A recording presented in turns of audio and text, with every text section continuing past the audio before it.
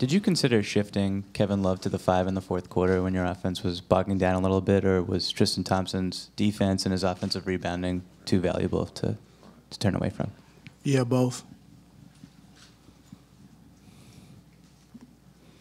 Tim in the back right.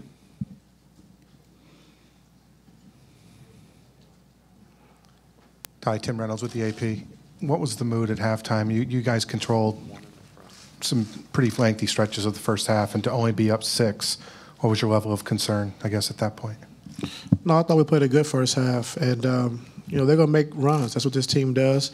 To be up 6 at half, you know, after being up 13 in that first half, but they're going to make runs. We understand that. And just in the third quarter, you know, I think transition hurt us because we took a couple bad shots, and they got out early in transition. You know, won that quarter by 8. So we've been doing pretty good in the third quarter, but tonight we wasn't that good. Dave in the front.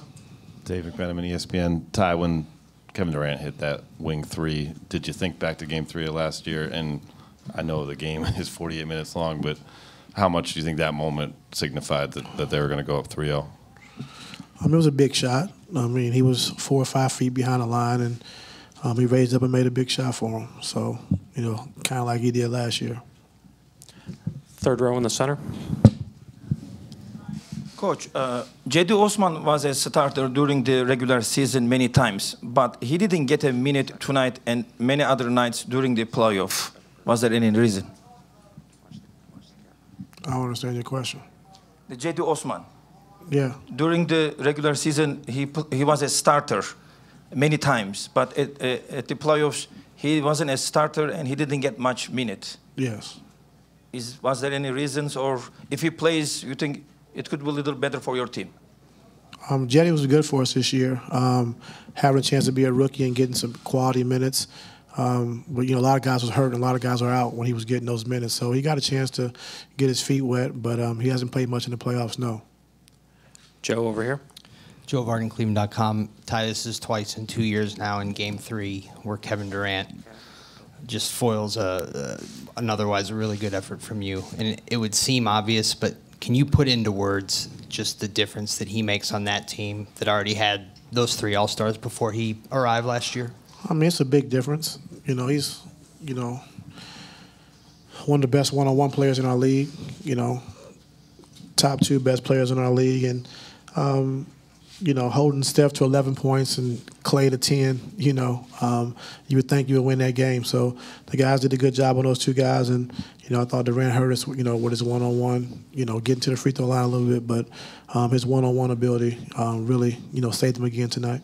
I mean, you guys have been really close twice, and they almost lost the Western Finals. But when you prepare for a team like this, what's it like to measure them all up and say, well, if we account for him, and him, we still have to guard Durant?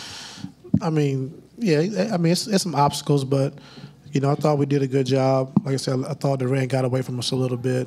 You know, he made 6 threes, you know, a lot of them off the dribble, tough shots that were contested. So, you know, they make tough shots. That's what they do. And doing a good job on Clay and Steph, and, you know, having Durant go off, you know, that hurt us. And like you said, it hurt us last year as well. So, you know, we blitzed him a little bit early, and then when they brought Iguodala in at the 4 and Draymond at the 5, it's tough to blitz with those guys because they can make plays once you put 2 on the ball. So it's a fine line, but, you know, he played a good game.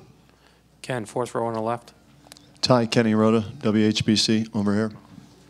The runs that they put together at the end of the first and second quarter, how much do you think that really hurt you guys? It seemed like you should have had a bigger lead, and it was only 6 at halftime.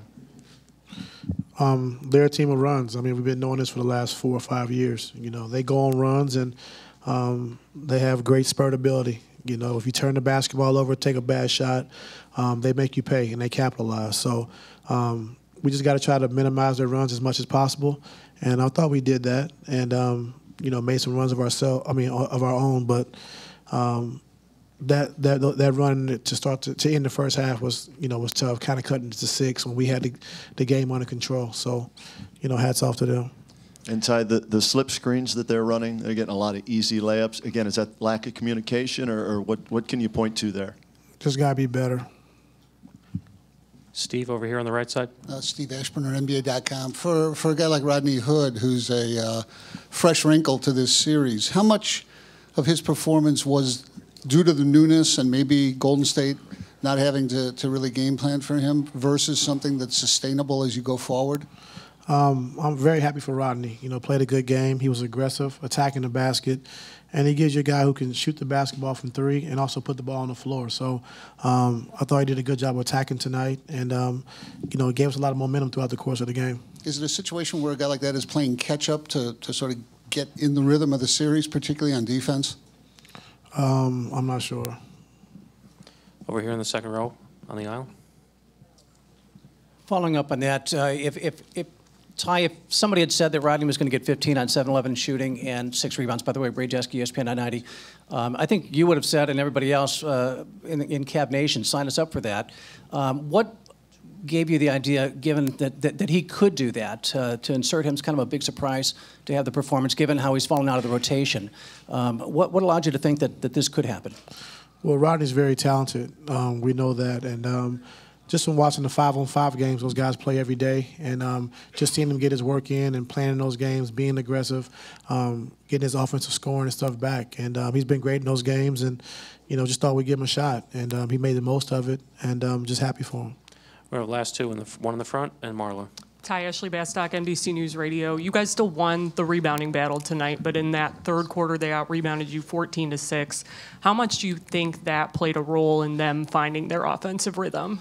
A big role. I think, you know, we took some bad shots, and sometimes a bad shot is just as good as a turnover because we're not expecting it, and they get out in transition and get easy baskets. So us missing some shots and taking some bad shots, they were able to capitalize on it.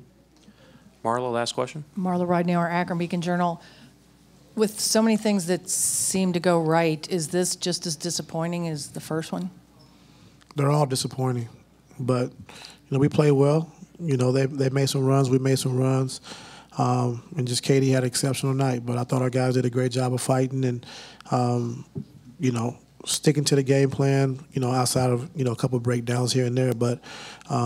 Like I said, the whole Steph to 11 and Clay to 10, you know, he did a good job in that regard, but, you know, got to do a better job on KD. Thank you, Coach. Just a reminder for this room, Kevin Love.